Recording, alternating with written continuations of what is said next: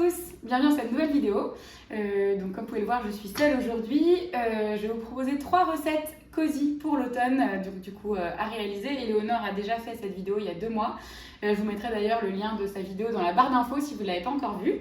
Donc la particularité c'est que c'est 3 recettes véganes. Voilà, si vous avez envie d'un petit peu diversifier votre alimentation, de changer, de tester, n'hésitez surtout pas. Donc aujourd'hui on va réaliser une salade d'automne tout simplement, donc avec des légumes de saison, un peu cocooning, un peu réconfortante, un croque-monsieur, donc je ne vais pas préciser à chaque fois mais aux saveurs de l'automne, et une patate douce farcie du coup à la mexicaine. Voilà, bon visionnage. Donc pour la première recette, on va commencer par la salade aux saveurs de l'automne. Donc vous aurez besoin d'un potimarron, de sel, donc c'est les épices un peu classiques, du curry, du paprika, des tomates séchées, de l'huile de lin. Donc n'oubliez pas, si vous utilisez de l'huile de lin, il faut la mettre au frigo parce que sinon elle perd en oméga 3. Donc après, si vous n'avez pas d'huile de lin, vous pouvez très bien mettre de l'huile d'olive, de l'huile de colza, enfin une huile que vous aimez bien, de l'huile de sésame, et c'est aussi très très bien. Moi je prends des choux de Bruxelles, du chou rouge qui est juste là, hop, des pois chiches pour les protéines. Ensuite pour la vinaigrette, on aura besoin donc de l'huile de lin, du vinaigre de cidre et du jus de citron. Et donc moi je l'ai fait cuire la veille, mais un mélange de céréales que vous aimez bien. Donc moi c'est des céréales, donc il y a orge, seigle et lentilles et semoule. Donc voilà, moi je l'ai en sec là, je le prends en vrac, mais vous pouvez très bien prendre n'importe quelle céréale qui vous plaît. Du fromage végétal, de la mozzarella. Moi j'ai pris de la mozzarella végane. Donc hop, voilà, mais prenez le fromage végétal qui vous convient. Donc voilà, on va commencer la réalisation de la recette. Alors, donc vous allez pouvoir couper votre potimarron, hein, faites attention, il y a toujours des risques. Hein. Donc, alors, vous prenez la quantité en fonction du nombre de personnes que vous êtes. Hein. Si vous êtes tout seul, vous allez mettre beaucoup moins de potimarron que si vous êtes une famille de 5, c'est évident. Moi, je vais faire pour 2 personnes environ. Généralement, voilà, je fais des lamelles, c'est beaucoup plus facile à éplucher que de l'éplucher directement en entier. Donc voilà, donc pour moi, ça c'est la quantité suffisante. Ensuite, je vais prendre un économe et une cuillère à soupe pour pouvoir, ou une cuillère lambda, pour pouvoir hop, enlever les petits grains. Donc ça se fait assez facilement.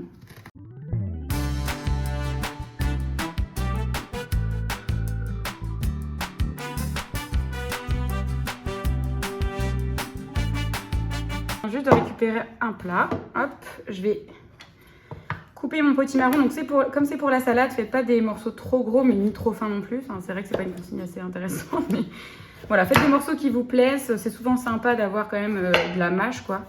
Donc voilà, moi je fais des cubes. Hop, et ensuite vous allez mettre tout ça dans un plat qui va au four.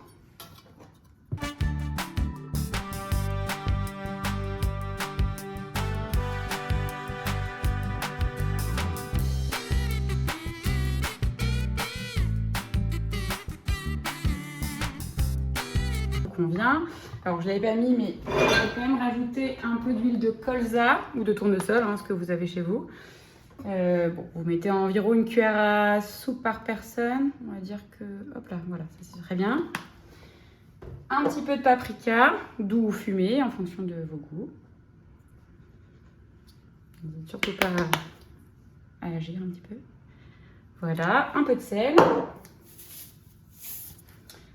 Un peu de cumin, ce que vous avez. Hein. Hop, on mélange un petit peu. Et on va mettre ça 30 minutes à 180 degrés au four, jusqu'à ce que, lorsque vous plantez un couteau dans les potimarrons, ce soit un peu fondant, quoi. Il faut vraiment que ce soit cuit. Donc ensuite, pour le reste de la salade, on va mettre un petit peu de chou rouge. Donc pareil, hein, vous mettez la quantité que vous avez envie. Moi, pour 2 personnes, je pense que je vais mettre... Hop, voilà. Je vais mettre ça. Et donc, vous l'émincez finement. Hop là.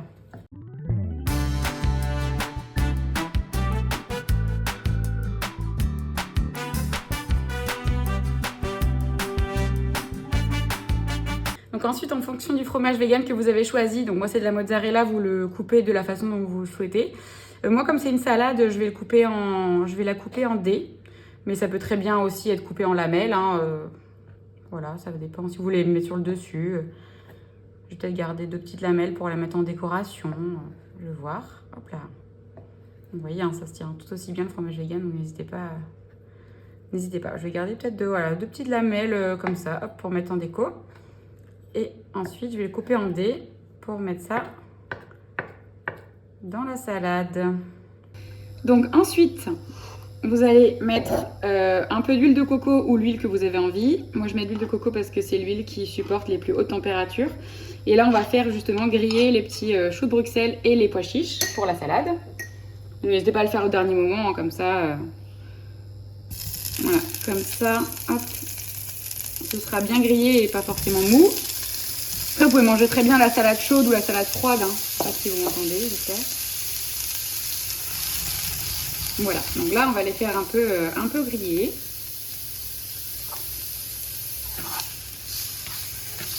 On attend que les choux de Bruxelles grillent un peu, rôtissent un peu avant d'ajouter les pois chiches.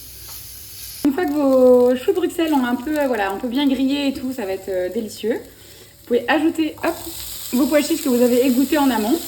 Voilà, moi c'est la quantité que j'ai mis, mais pareil, vous adaptez en fonction du nombre de personnes que vous êtes. Hein. Et moi je relaisse encore un peu griller, genre 5 minutes. Histoire que voilà, les pois chiches prennent un petit peu le goût des choux de Bruxelles et peut-être grillent un peu sur la poêle, mais ils n'ont pas besoin d'être complètement dorés. Donc, sinon vous avez une autre alternative, vous pouvez aussi les mettre au four. Hein. Moi c'est pas l'alternative que j'ai choisie, mais c'est aussi au goût de chacun. Voilà, donc là on va attendre 5 minutes et puis après on va pouvoir aller à la prochaine étape. Donc moi j'ai décidé aussi de rajouter, parce que c'est ma recette, donc faites ce que vous voulez, mais moi c'est la mienne, des tomates séchées. Donc là, vu la quantité de salade que je vais faire, je vais mettre, voilà, c'est une grosse, donc là je vais mettre 2 tomates séchées. Vous mettez aussi, voilà, selon vos goûts. Hein. Et vous la coupez, voilà, en petits morceaux, histoire que ça prenne pas non plus tout le goût de la salade, mais que, voilà, certaines bouchées, ce soit agréable. J'enlève pas souvent, ça peut m'arriver aussi d'essorer un peu l'huile des tomates séchées, mais comme ça va être une salade avec une petite vinaigrette et qu'il y a des grains de céréales, en fait, l'huile des tomates séchées va aussi imbiber la salade et va servir de condiment. Donc, vous n'êtes pas obligé d'essorer les tomates séchées. Alors là, on va faire la vinaigrette pour la salade. Donc, une fois qu'on aura assemblé la salade, vous n'aurez plus qu'à mettre ça sur votre salade. Donc, on va mettre 3 cuillères à soupe de vinaigre de cidre.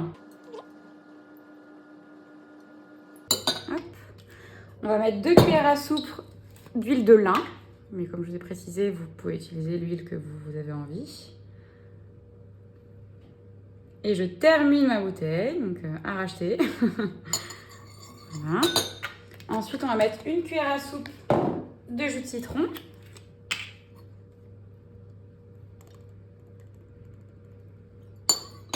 Une cuillère à soupe de sirop d'agave.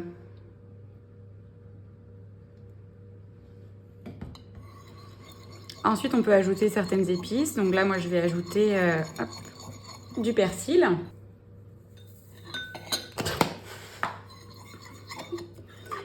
Toujours bien d'avoir beaucoup d'épices pour donner du goût. Et un petit peu de cumin.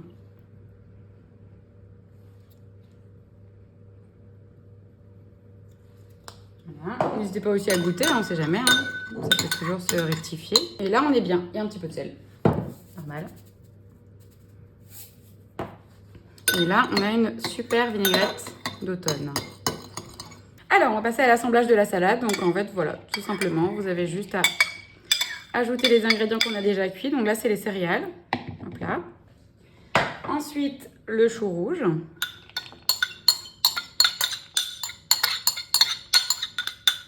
Ensuite, votre poêlée chou de Bruxelles pois chiches.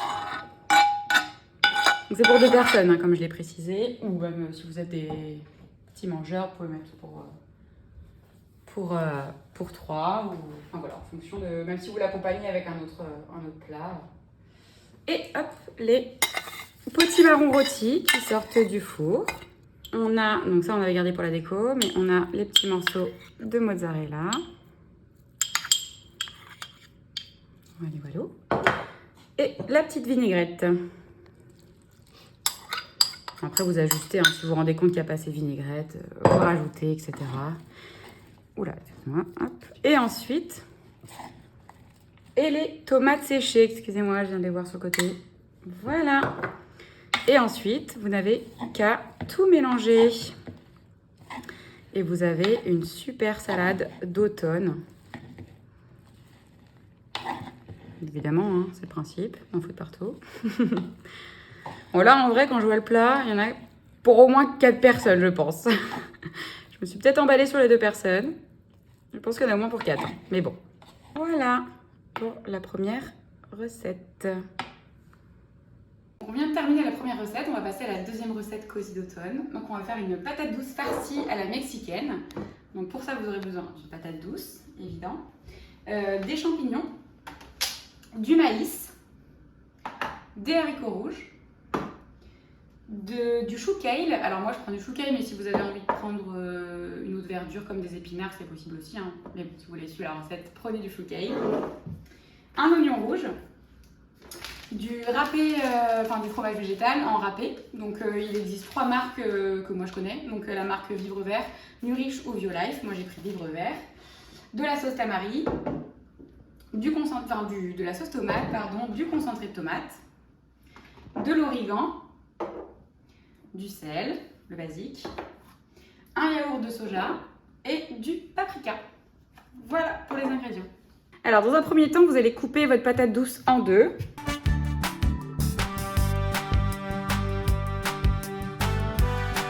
Hop, et ensuite moi ce que je fais, c'est, on va la mettre au four, mais je fais quand même des petits stries. Parce qu'en toute manière, on va utiliser la chair. Et voilà, et on va mettre ça au four 25 minutes à 200 degrés. Alors, pendant que notre patate douce est au four, on va essayer de gagner du temps. Hein. Comme ça, on va préparer la farce. Donc là, ce que je vais faire, c'est que je vais couper la moitié d'un oignon rouge, parce que c'est pour 2 personnes. À moins que vous aimiez énormément l'oignon comme Éléonore. Vous pouvez mettre en entier, il n'y a pas de souci. C'est vraiment au choix. Alors moi, ce que j'aime bien faire quand je fais ce genre de recette, c'est que je vais couper en lamelles et ensuite je vais couper en 2, comme ça. Et ensuite, je détaille les lamelles. J'aime pas trop couper en tout petits morceaux parce que finalement, on sent plus tellement l'oignon rouge, alors que l'oignon rouge, c'est un goût assez spécial. Donc voilà, après, vous faites aussi comme vous voulez. Hein.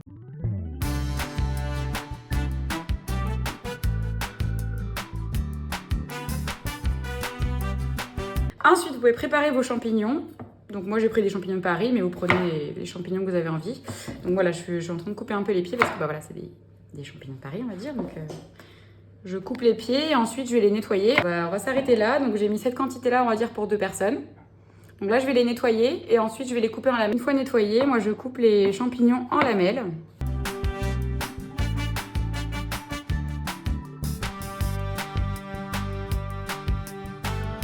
Et voilà, et c'est parti dans la poêle.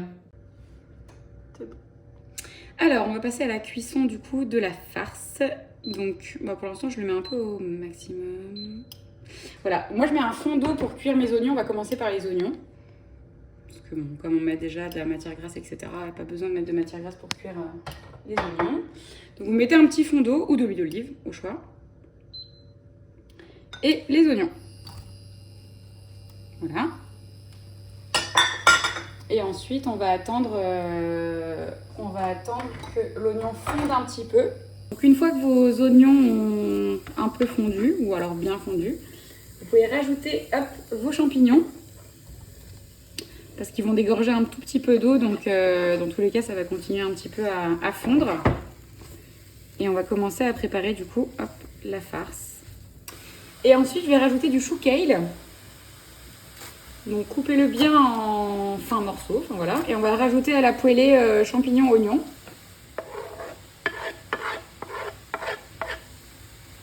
Et vous n'avez plus qu'à mélanger et attendre encore que ça réduise.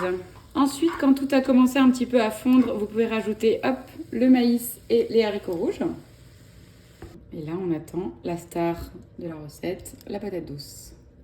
Alors ensuite, on va ajouter un petit peu la garniture. Donc vous allez pouvoir mettre un peu de sauce tomate, la garniture, les condiments. Alors après, c'est un peu à vue d'œil, moi vous allez voir, je mets ça. En fait, c'est histoire que ça fasse vraiment une sauce, quoi, que vous allez pouvoir mettre dans la patate douce une fois qu'on aura aussi mélangé et malaxer, mixer les morceaux de patates douces. Voilà, on va en mettre un peu plus. Voilà, on va dire qu'il faut que ça donne ça avec la sauce tomate. Et comme c'est une garniture mexicaine et on veut que ce soit fort prononcé en tomate, mais ce n'est pas la saison, donc on a ce qu'il faut pour. Moi, je vais rajouter 2 cuillères à soupe de concentré de tomate. Hop. Voilà. Donc vous rajoutez ça et vous mélangez. Ensuite, vous allez mettre de l'origan, environ 1 cuillère à café, et du paprika. Voilà, une petite cuillère à soupe. Voilà. Et on remélange. Alors vous pouvez mettre soit du sel, soit de la sauce tamari. Moi j'ai choisi la sauce tamari qui est assez salée. Et en fait elle sert de sel. Voilà, donc 1 cuillère à soupe. Et après c'est vraiment en fonction de vos goûts aussi. Hein. Si c'est pas assez salé, bah, vous mettez 2 cuillères à soupe. Les patates douces viennent de sortir du four. Donc attention c'est chaud. Vous avez juste en fait voilà, à récupérer la farce. Et vous rajoutez cette farce dans votre poêlée. Et ensuite après, bah, voilà, il faudra l'écraser un peu, hein, histoire que ce soit pas en morceaux. Alors ne raclez pas non plus toute la patate douce parce que finalement après elle va se trouer. Donc une fois que vous avez bien écrasé la farce de la patate douce dans le mélange, vous n'avez plus qu'à garnir vos patates douces. N'hésitez pas à bien les garnir quand même, hein, parce que on a beaucoup de mélange et en même temps il faut que ce soit une vraie patate douce farcie. Voilà, comme ça voilà, c'est une bonne quantité. Et ensuite vous prenez le fromage vegan de votre choix en râpé. Donc, je vous dis râpé, il y a 3 marques. Hein. Nurich, Vivre Vert et Violife. Moi, j'ai pris Vivre Vert. Donc, hop. Un peu. Ça en faut partout, mais c'est pas grave. Écoutez, ce sera encore plus gourmand. Voilà.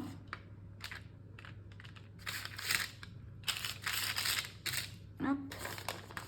Et voilà. Et là, par contre, vu que tout est déjà cuit, il y a juste le fromage à faire gratiner. Vous pouvez mettre 10 minutes au four à 180. Et donc, au moment de déguster vos patates douces, vous avez juste à prendre un yaourt de soja ou un yaourt végétal de votre goût.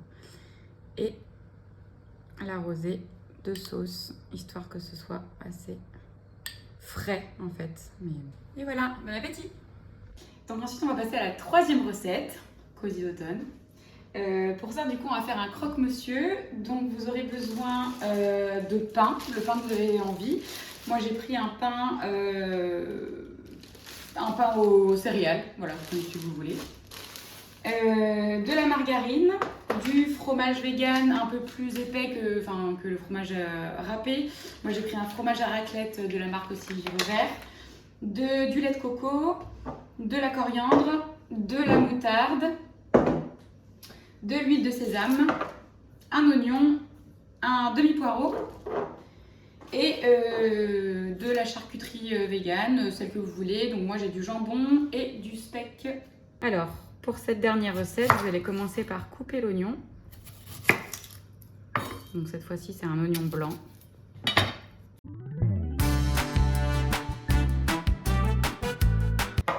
Pour l'oignon. Ensuite, on va couper le poireau. Donc ensuite, vous allez couper votre poireau. Donc, bon, chacun sa technique. Hein. Moi, je coupe d'abord le poireau en 2.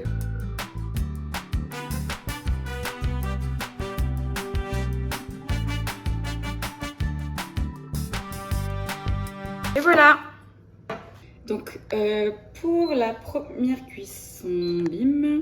Alors, vous allez mettre, toujours comme tout à l'heure, un petit fond d'eau. Et on va mettre les oignons. Comme les oignons et les poireaux cuisent, on va dire, à la même vitesse, je rajoute également les poireaux qu'on a découpés tout à l'heure.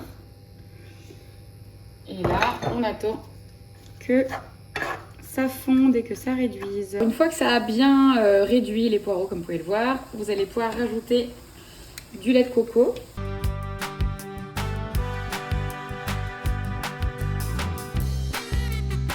Voilà, là c'est parfait. Ensuite, un peu de sel. Et moi, je vais rajouter un peu de coriandre. la meilleure épice de la terre. Et vous allez pouvoir laisser encore mijoter 5-6 minutes. Alors, dans un premier temps, on va faire la sauce du croque-monsieur. Donc, vous mettez un petit peu de yaourt de soja ou d'amande, hein, ça dépend aussi de ce que vous préférez. Donc, moi, je vais faire 2 croque-monsieur. Donc, voilà, pour moi, ça c'est une bonne quantité. Ensuite, je vais mettre un petit peu de moutarde. En fonction de vos goûts, hein, vous mettez ce que vous aimez. Et voilà, ça va être la sauce du coup. Donc, on met 2 cuillères à café sur chaque pain.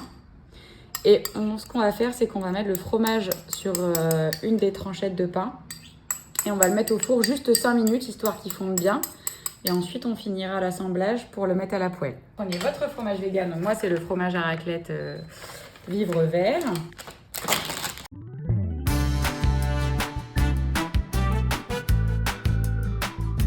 Et donc, ces 2 tranches-là, on va les mettre au four pendant 5 minutes à 180 degrés. Donc, une fois que votre fromage vegan est bien fondu, hein, voilà, comme vous pouvez le voir, voilà. Hop. Vous pouvez rajouter, hop, les poireaux au lait de coco.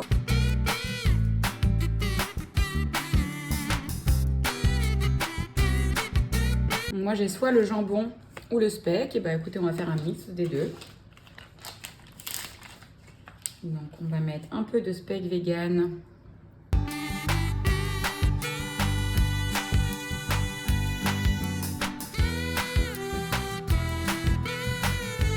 Voilà, hop. Et ensuite, on n'a plus qu'à refermer. Et ensuite, on va les passer à la poêle pour que ça grille bien. Donc là, on va passer, bon, c'est juste très rapide, hein, c'est pour griller les croque-monsieur. Donc, vous mettez un peu de margarine. Donc, vraiment, là, je mets de la margarine parce que vraiment, il faut que ça grille. Hein, sinon, vous pouvez mettre de l'huile, hein, comme vous voulez. Mais voilà, donc vous prenez votre premier croque-monsieur. Hop, et vous laissez griller. Donc, moi, je le laisse 3-4 minutes de chaque face. Donc, voilà, donc je les ai mis 5 minutes de chaque côté à griller. Donc là, on va pouvoir les couper en deux pour voir l'intérieur. Donc voilà, donc le fromage, le poireau, le speck et le jambon vegan et l'oignon. Donc voilà ce qu'on a pu réaliser tous ensemble dans cette vidéo. J'espère que les recettes vous auront plu, donc que ce soit les patates douces, le croque-monsieur ou la petite salade d'automne. N'hésitez pas à nous dire en commentaire si vous avez réalisé ces recettes, si vous les avez un peu pimpées. Et voilà, en tout cas, n'hésitez pas à partager, à commenter, à liker, à vous abonner si ça vous a plu pour de nouvelles recettes et de nouveaux contenus. Donc, très bonne journée à vous. Au revoir!